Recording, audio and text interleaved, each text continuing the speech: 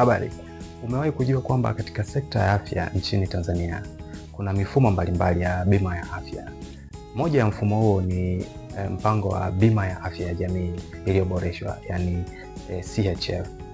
Mpango wa bima hii ilianzishwa ili kutoa huduma kwa wananchi wa vijijini, lakini vile vile wale wanaofanya kazi katika sekta isiyo rasmi, ili kupata gharama za matibabu kwa gharama nafuu.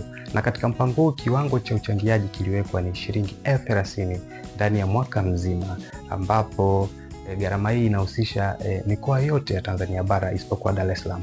Kwa wakazi wa Dar es Salaam, wao huwa wanachangia 1,500,000 kwa kila kaya, ambayo haizidi wanachama au wanufaika 6 kwenye familia husika, na shilingi 45,000 kwa mwanachama mmoja. Lakini nikumbuke kuwa mpango huu ulianzishwa kabla ya utekelezaji wa mpango wa bima ya afya kwa wote, yani Universal Health Coverage katika nchi ya Tanzania.